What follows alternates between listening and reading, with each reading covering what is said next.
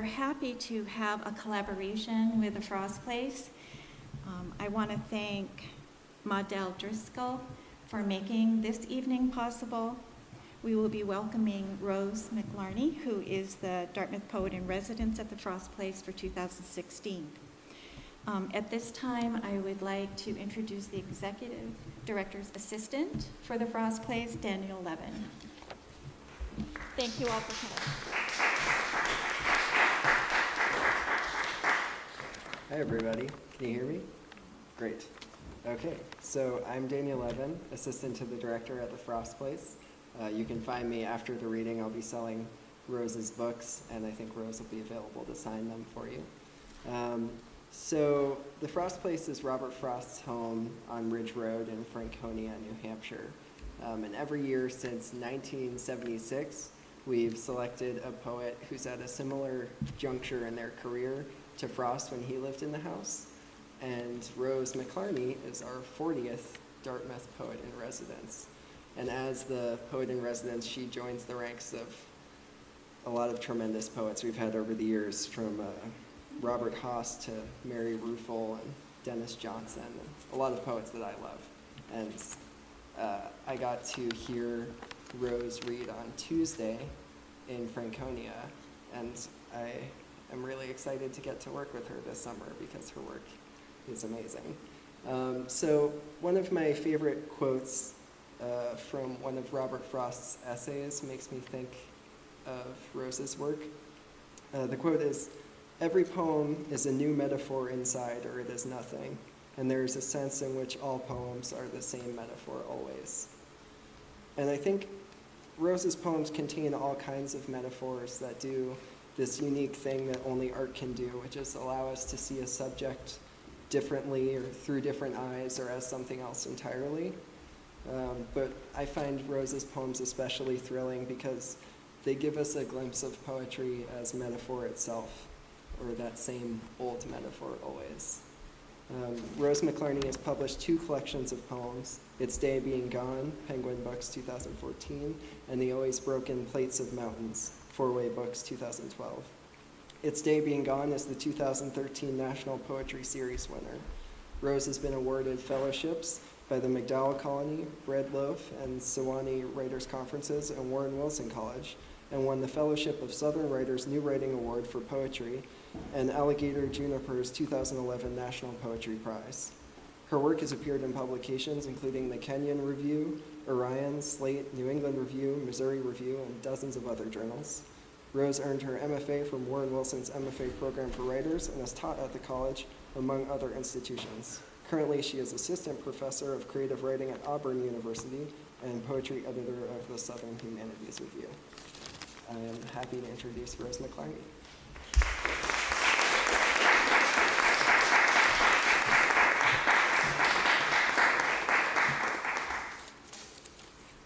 Thank you for that introduction and for having me here. This is quite a setup. I'm just going to keep track of time here, so nobody call me. Hi, I'm Rose, and I am the Poet in Residence at the Frost Place. And for the brief time I've been in New England so far, I've been really impressed with all the cultural institutions, and but this one is, I guess, exceptionally exceptional. But because I am giving a number of readings, I'm trying to pick out little themes for each reading, so they'll be different. And tonight I thought I would select poems from my books that are about museums or collections, preservation, or the impossibility of preservation. And part of the reason I wanted to do that is because that impossibility of preservation, though I will say you all are doing a wonderful job, the sort of impossibility of preservation, that sort of embracing of decay, is something I also think about when I'm reading Frost's work, of course, and how we are nostalgic and cling to things very fiercely at the same time that we sort of acknowledge that they're falling apart, or maybe even find a sort of romanticism in that. So I'm just going to read, I'm going to start with this poem, Arcadia, from early on in my book, Its Day Being Gone.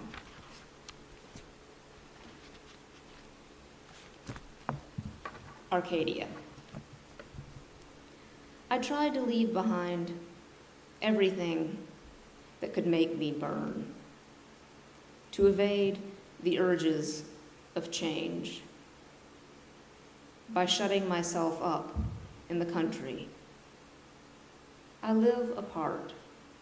I stay in and spend evenings on quiet pursuits, studying history. What I've learned is that the old house I chose for its worn, creaking wood was built after a woman torched her first home, that desperate for something new. It's the house of her wanting, her flame azaleas all around, growing in closer, where I have come to simplify my desires. I wade in the creek, collecting from the water pieces of china, edges charred. So this is a book in 3 parts, and the first part is set in the Southern Appalachian Mountains, where I'm from, and engages with the history and the folklore there. But what I'm going to skip ahead to this evening is the third and final section, in which the speaker has left that mountain setting and is sort of trying to reconcile what's happened by retelling stories, or trying to retell them in a more positive light, as we often do, and as these poems try to do.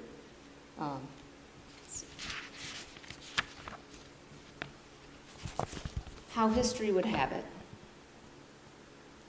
History was once written to instruct or persuade. The church has taught us well. This is how to be a good king. And an ars historica is what 2 friends speak over wine. So let us describe this evening in a constructive style. The man was happy with how the woman listened, and the closeness between them was enough. Now you can take from this a lesson on how to be a good woman. Love one man wholly, and learn not to grieve over what you can never give others.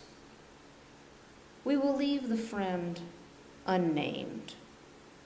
After all, who wants sources? No one liked the first-cited history, unoriginal, uninterpreted, and lacking in purpose to color the facts.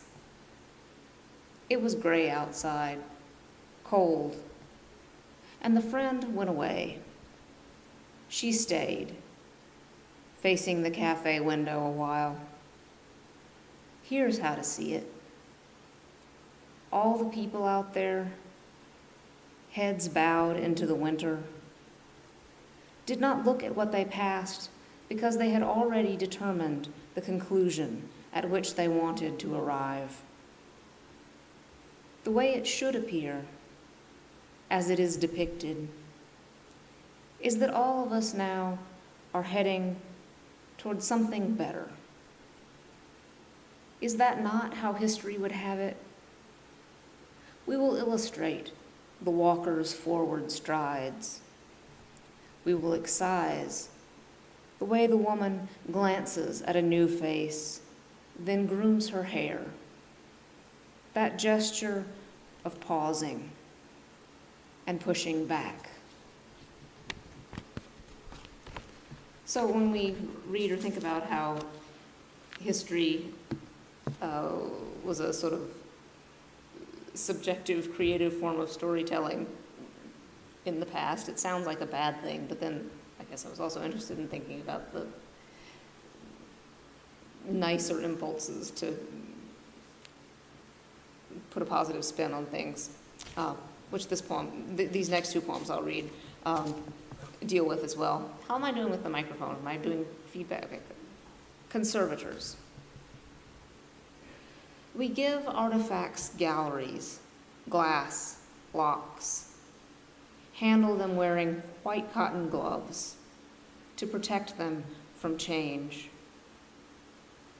Though already they are corroded, discolored, cracked, we believe our time can be stilled. So we are at our best, making a great wish, reassuring relics. The blows you withstood were before our time. The damage to be done in the past. Only in museums do we now display such hushed devotion. Browsing crowds, heads bowed toward the revered. The historical man deserves our hearts. His way of behaving has been determined. In the woodland period, we know there was art, ceremony, cultivation. He will not disappoint.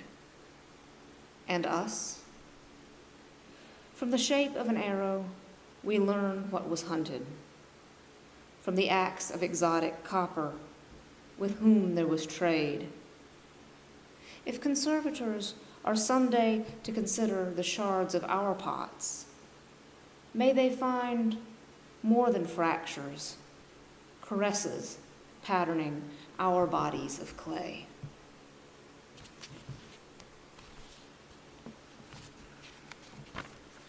And then this one is about archive of Southern Appalachian photos that I'm not reading from this book, but from my first book, I got the cover image from, and then later a poem.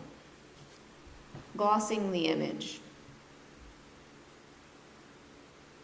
Archives collect old photos, evidence of endurance, women's faces stretched long as laundry hung out to dry, but caught in the rain.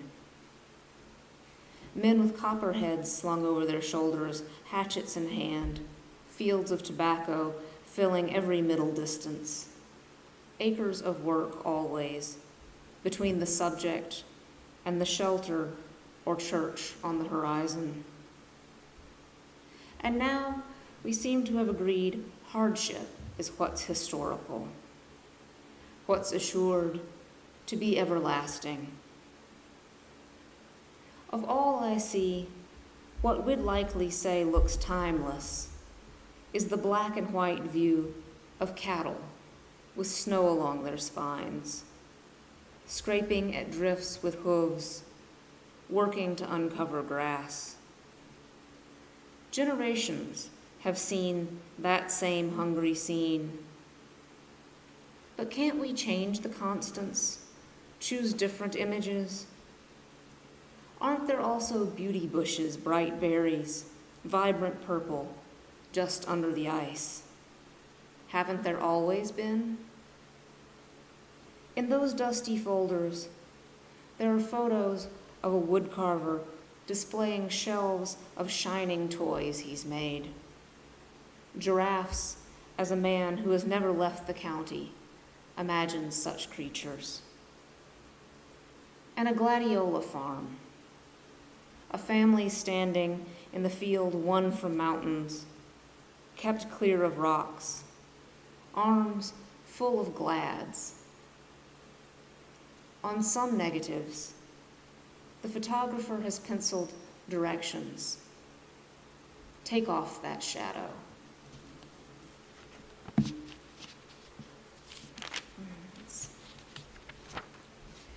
Then I'll read one more from this book. That poem was, as I said, about the Southern Appalachian Archives and grappling with some of the stereotypes of Appalachia, where, of course, it's always the picture where people have no teeth or something that gets put on the cover of the book. And I'm sure you have your own regional stereotypes you deal with here. But this poem is from a little later in the book still, and it's set on the West Coast. Sweetness and ink. Deer are always in the picture, in the woods clearing where I live. whether they are still in the grass or running toward the edge, whether I am remarking, there they are, or there they go. Museum plates disclose about the pieces they accompany: oil, ink, silkscreen, silver. They also demonstrate that knowing the materials does not explain an image's effect. A bear appears in my orchard, drawn into the open in midday by apples. These are the parts: fur, flesh, sweetness, surprise. So, what do I form with them? I owe this life a tribute, but I fall short. I admit I am sad to see the landscape's rare, bright space as no longer safe. I take his lumbering shape as a darkness smudged across the frame that was for light. My art make more of the world. I wish I was capable of imitating even one black fiber caught on the bark of all I've been shown. And if I have skill enough only for laments, see that this was at least an effort I was moved to. And however I use it, beauty the material.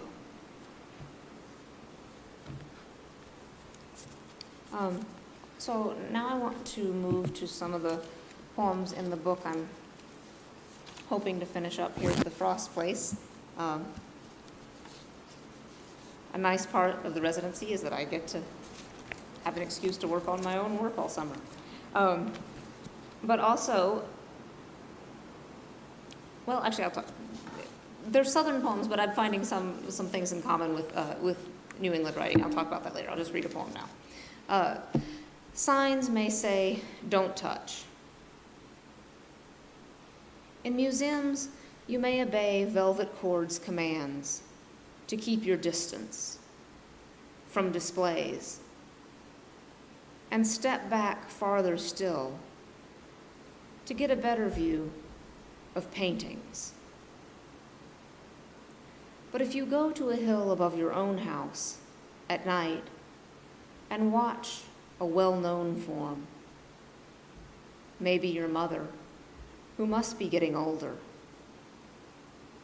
or the man to whom you have made vows for life, which is not saying enough, walking away from a lit window, moving out of that frame,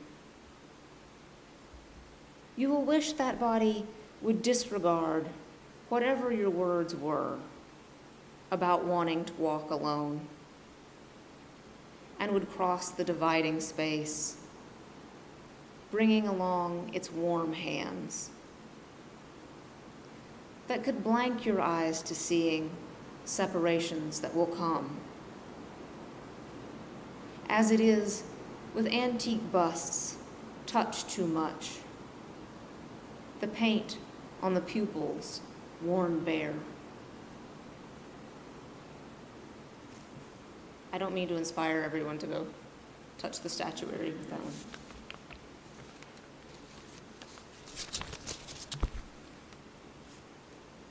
Accrual. After the Civil War, painting the American West. Thank you.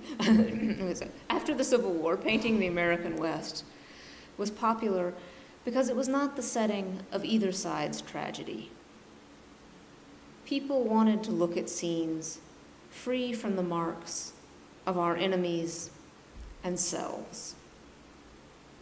But what man has ever really lusted for the untouched, except in the briefest moments before he lays his own hands all over it?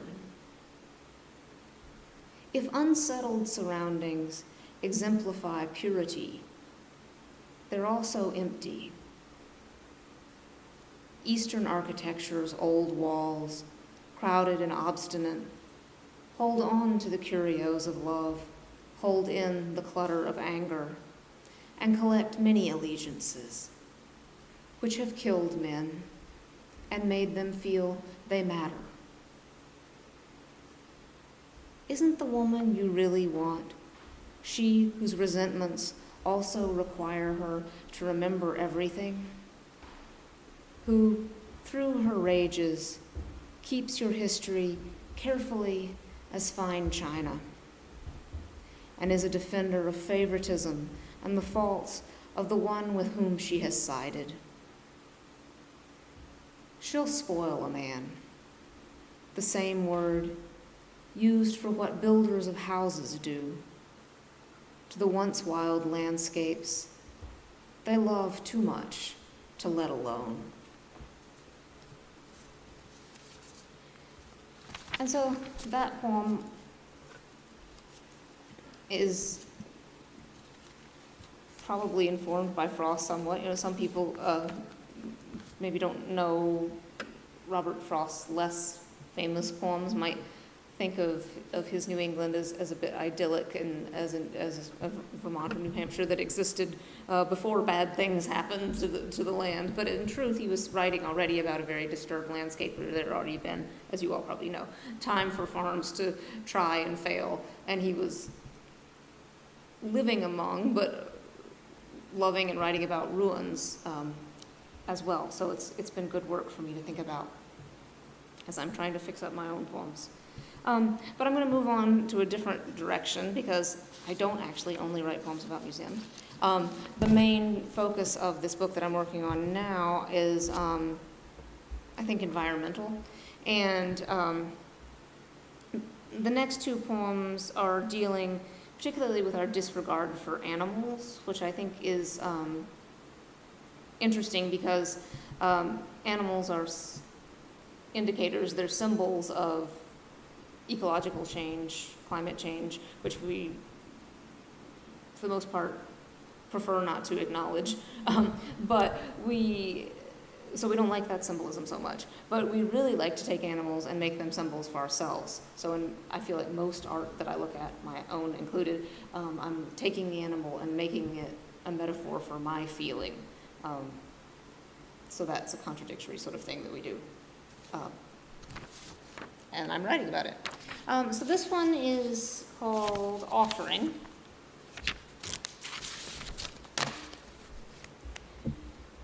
Sheep borne tenderly to the temple in tapestries, paintings, and sculpture.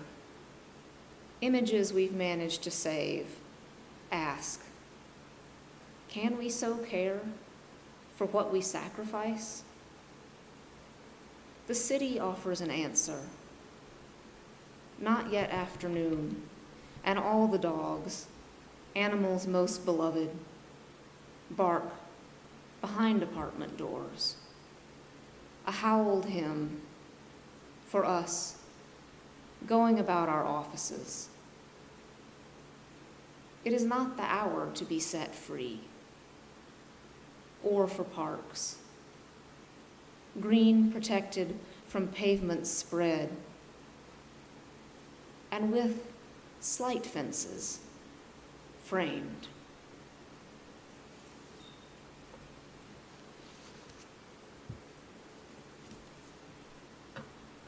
And this poem was written for the Art Museum at Auburn University, where I teach. They have a lot of holdings, Audubon's prints, and they asked me to write something in response to it, and they've put the poem in a nice case, not unlike that one, with the Audubon print in a book. So I'm happy about that. But all I have tonight for you is the little word process document. Admiring Audubon's Carolina parakeets. Green and red and yellow and yammering, Carolina parakeets once flashed in the forests. Flocks so big they blocked out the sun. Flocks so faithful, when one was hurt, hundreds would fly back to hover with her, which made it fast work to shoot them all which was done for feathers for hats, and by farmers whose fields their appetites had fallen upon, splitting every apple, every pear, looking for a kind of seed that wasn't there, yet eating none. None is how many survive extinction. There is one print Audubon made of them, paper-tinted tropical colors, in a museum I can go to, and often I do, seeking brightness, seeking bird song. But the image is a warning call, is about waste. There's a dwindling woodland beyond the window, turned away from by me and my admiring, by art finding its ending, our tending to head back to the dead.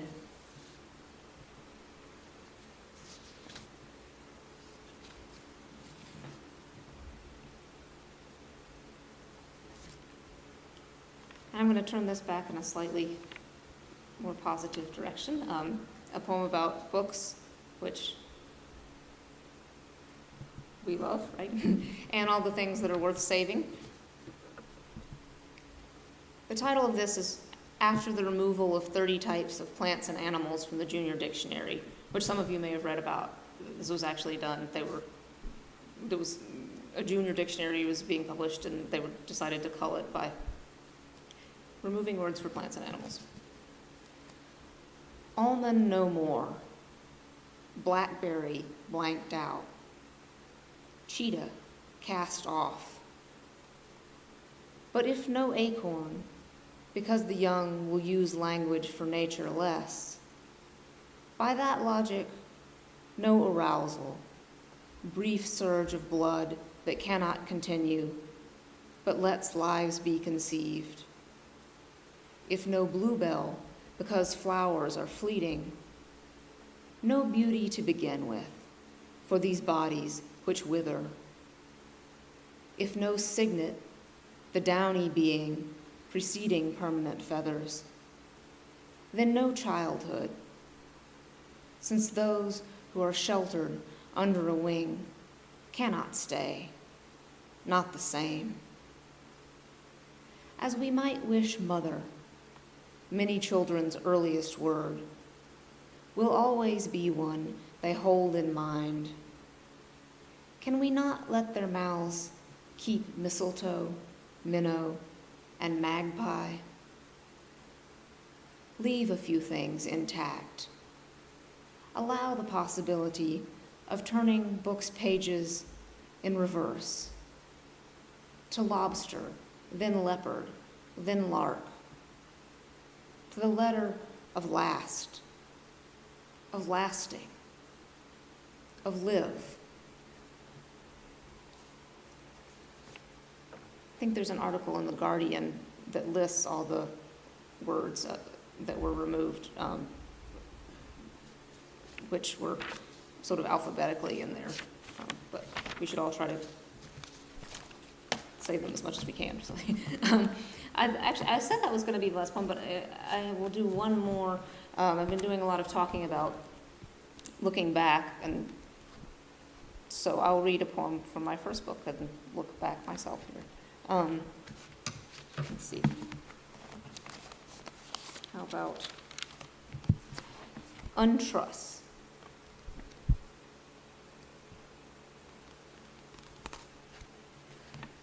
Look for them in long-standing buildings, the ends of I-beams. When the cattle market is turned to condos, it's divided into dozens of spaces, each with their own load-bearing walls. The steel that spanned it all is removed, leaving a stub embedded in plaster, or, where a beam was pulled out, the indentation of its absence. Even with the eye gone, structures stand. and we still stand in them. But it's only bodies between walls, under roofs, with fingers' clicks on keyboards, our steps and song. Ourselves have left. They soften in the rain, draw up into the black places we saw in the overlap of leaves against the light, filter through the shifting spaces between poplars we walked into, the axis of each trunk giving over to grove.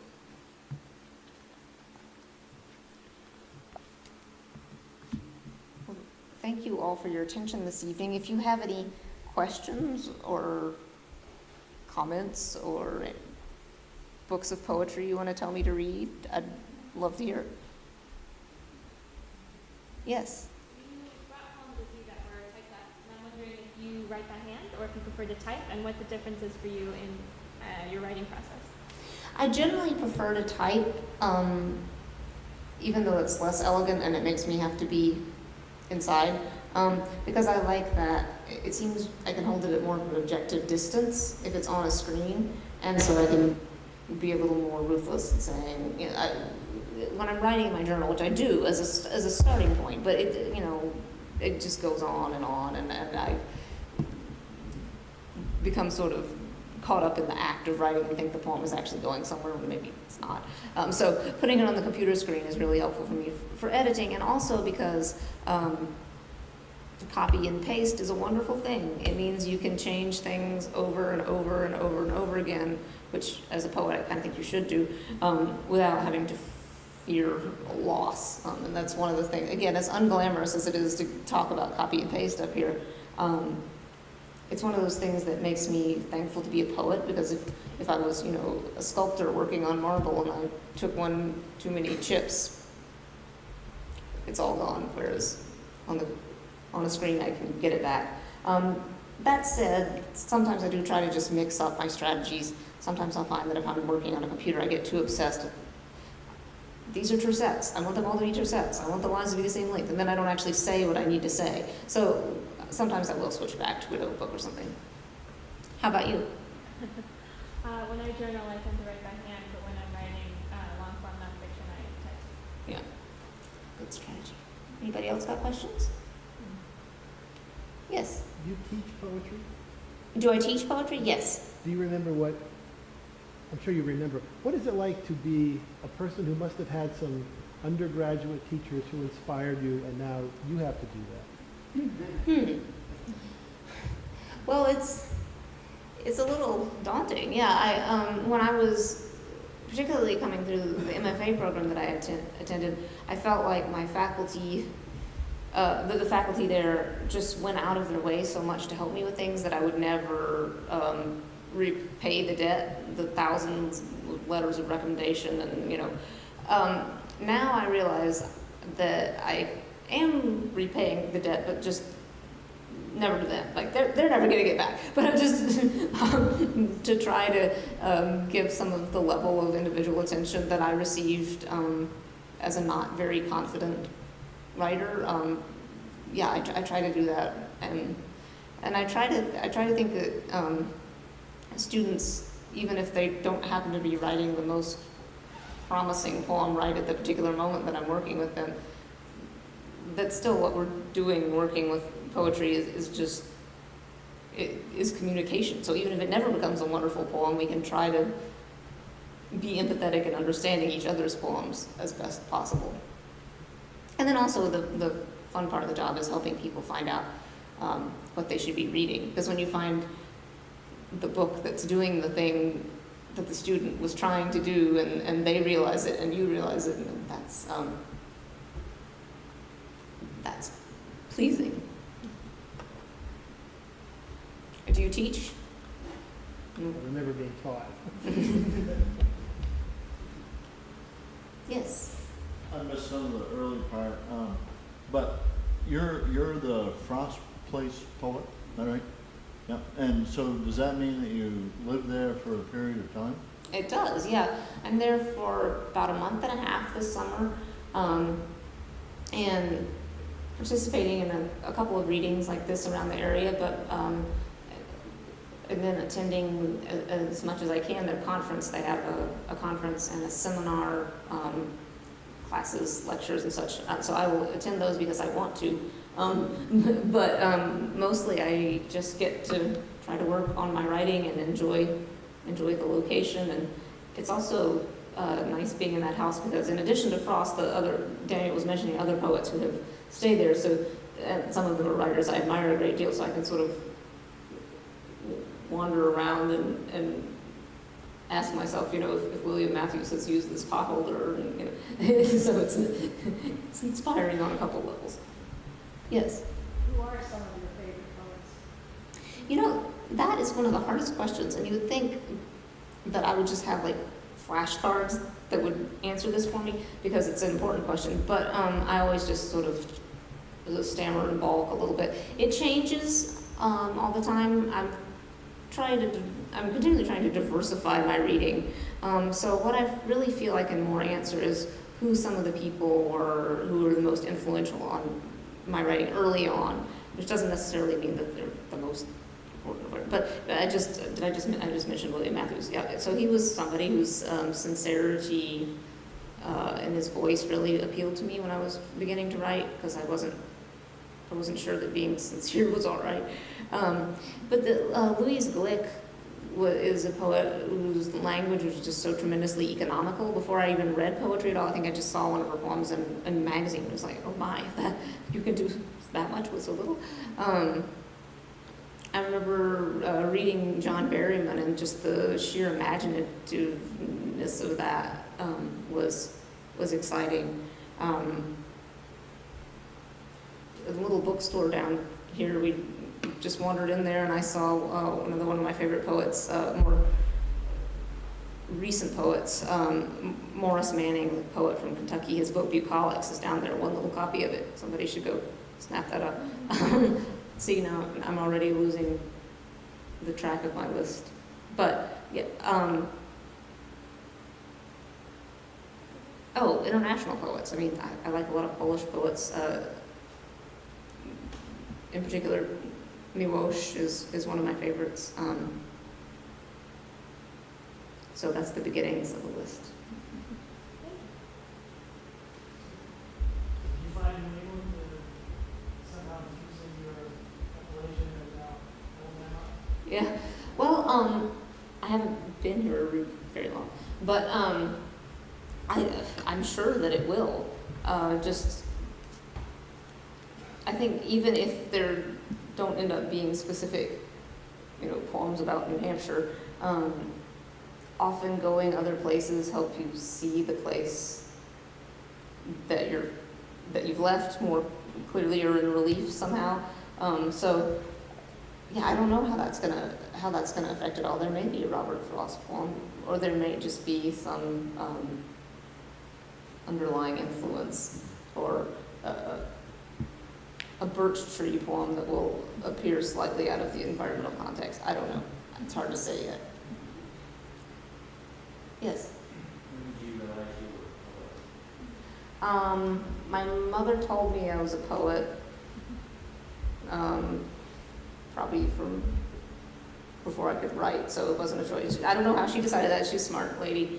But she thought I was going to be a writer, and she gave me little assignments to write things, which I guess was not entirely enthusiastic about. And then she told me that I could not write things that rhymed because I wasn't thinking hard enough about what I was trying to say, which, the formal poetry can be a wonderful thing. But I do remember specifically being sent back with it was like a poem about a turkey and it rhymed, so there was a pie in it, I don't know. So that's the silly answer to the question. I was always encouraged to write because I was lucky. But I actually didn't formally study writing very much. Even as an undergraduate, I wasn't an English major. Certainly wasn't a creative writing major. And it wasn't until after I'd gone on and had some other jobs. I was doing PR work and wanted to find another outlet, as they say, and so I decided to focus more on my writing, and then I applied to an MFA well, actually, long answer is, I was writing poems, and I thought, I'll send these out these submissions out, and if they don't get accepted, then it'll be a sign that I need to go back to school. And then I sent them to places like the 3 Penny Review, which probably still won't take my poems. And then they didn't, surprise, they didn't take them. And so then I had this deal that I had to keep for myself, and I went to the MFA program, and that was tremendously helpful to me, and sort of gave me the push to really focus on writing. I'm not saying everybody has to go to an MFA program. I just needed some reinforcement. Yeah, teachers in elementary school and high school really encourage you and support you in writing. Well, I definitely had some great teachers later in life, and in my elementary school, certainly there were caring people teaching there, but my public school education was, it's the rural mountains. It was extremely poor schools. So I can't say that writing was something that I can ever recall being assigned, actually, in school, creative writing. But I was one of the lucky kids who had books laying around so that I could find them at home. A lot of kids don't. Any other questions? Yeah. One of the things that I read about your residency that you had hoped to write more about was ecosystem, animals, and the relationship. And you also mentioned water. Yeah. What is your thought? Thank you. That's the other huge part of the book. I just didn't get all that stuff in there. So water. Well, I initially got the idea that I wanted to focus on writing about water when I had taken the job in Oklahoma, which is not a place characterized by the presence of water. But also because my father is an aquatic biologist, so I was always sort of taught, I guess inadvertently, to think about things in terms of water. He'd drive down the road and try to navigate by streams, which led to some swerving. But so water was something I was looking for, and I didn't see it there in that landscape, so I just decided to sort of think about it in my head. And so then I was thinking about the Dust Bowl was so interesting to me, the huge ecological disaster that we brought upon ourselves. Well, that's a simplification. I mean, people were dealing with hard times. But anyways, I was thinking about the Dust Bowl, and then I was also there thinking about prohibition, because I was living in Tulsa, which had this history of sort of a boom time with all this counterfeit liquors. So I was thinking about like dry in that way, and all this dry stuff, and then missing streams, and then lots of stuff floating around in my head. But then I think what really interests me about water is the idea of tributaries and river systems, how it sounds cheesy when it's not in a poem. I should probably just read your poem, but how it all flows together. But before it does that, there are all these little individual tributaries, which are exceptions to the larger, potentially problematic water problems. And I grew up on a river that flows north to south, which is unusual. So that was also something to think about. I'm sorry, did I say that right? It flows north. It flows north is what I'm trying to say. Northward, not straight north. And so thinking about that as an individual sort of exception. And also I've always been drawn to water. I think all of us are. If there's a bridge, most of us will walk to look over the edge and to see if it's water under there or just train tracks, and then we're disappointed. And then finally, of course, water is a huge issue right now. And it's going to become a larger one for humanity, where we're going to get clean water. So, yeah. Well, if anybody wants to get a book signed, we're going to be out there, is that right, in the lobby? And I think I saw refreshments, which you probably could use after sitting here so patiently for. Thank you all.